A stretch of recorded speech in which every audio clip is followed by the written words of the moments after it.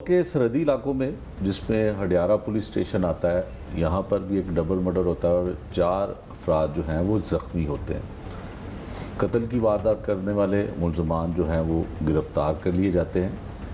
اس کے مقدمے کے مدعی کیا کہتے ہیں، لواحقین کیا کہتے ہیں اور انویسٹیگیشن پولیس کیا کہتی ہے، یہ ہم نے آپ کو پروگرام میں پہلے دکھایا۔ اب ہم بات کرتے ہیں ڈی آئی جی انویسٹیگیشن سید ذیشان رضا صاحب سے۔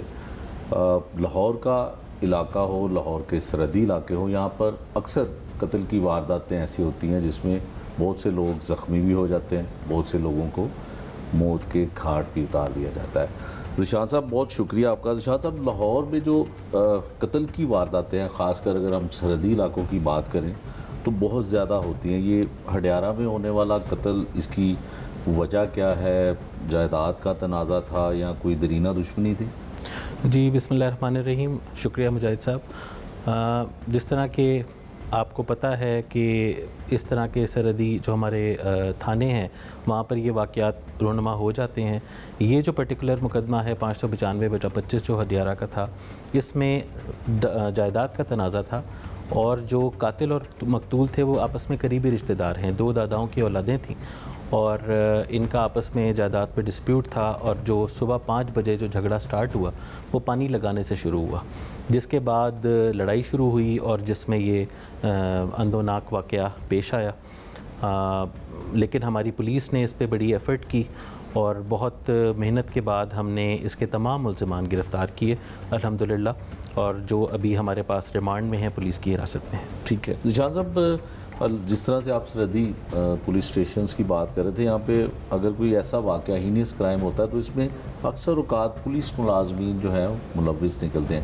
اس کیس میں بھی ایک پولیس ملازم تھا جو قتل کی واردات میں نامزد ملزم بھی ہے، اسے بھی کیا گرفتار کر لیا ہے؟ جی بالکل، اس کو کیونکہ ہمارے تفتیش جو ہم نے اب تک کی تھی اس کے مطابق جو مین ملزم تھا وہ وہی تھا۔ اس کا نام ہے، وہ ایلیٹ پولیس کا کانسٹیبل تھا اور ہم نے اس کو ریڈ کر کے باقاعدہ یہ جو ملزمان گرفتار کیے، بیدیا کے علاقے سے گرفتار کیے تھے، اس کو ہم نے گرفتار کیا ہے۔ اور اس کا جو انٹرسٹ تھا اس تمام کیس میں وہ یہ کہ وہ بھی ان پارٹیز میں سے ایک ہے، وہ ان کا رشتہ دار ہے اور وہ بھی جو پراپرٹی کے کلیمنٹس ہیں ان میں سے ایک ہے۔ بیسیکلی یہ قریبی رشتہ دار ہیں اور وہ انہی کی فیملی سے تعلق رکھتا تھا۔ ٹھیک ہے۔ اچھا ذیشان صاحب، جو ڈپارٹمنٹل ہے آپ کی سزا اور جزا کا عمل، تو اس کے مطابق ایسے ملزم جو پولیس ملازم بھی ہیں اور ہینیس کرائم یعنی کہ قتل کرتے ہیں، تو ڈپارٹمنٹ ان کو جو ہے وہ اپنے ساتھ رکھتا ہے، محکمے میں وہ نوکری کر سکتے ہیں۔ ان فیوچر میں ایسے ملازمین جو اس طرح کے کیسز میں ملوث ہوتے ہیں، اس کے لیے کیا آپ کا ڈپارٹمنٹ کرتا ہے؟ سر، ہماری کمانڈ کی بڑی زیرو ٹالرنس پالیسی ہے ریگارڈنگ ان ملازمین کے حوالے سے جو کسی کرمنل کیس میں امپلیکیٹ ہوتے ہیں اور بعد میں سزا یافتہ بھی ہوتے ہیں۔ تو کرمنل جو کارروائی ہے وہ تو الگ چلے گی، اس کے خلاف ایف آئی آر ہو گئی ہے، اس کا باقاعدہ چلان بنے گا اور وہ عدالت سے جو بھی سزا ملے گی وہ بھگتے گا۔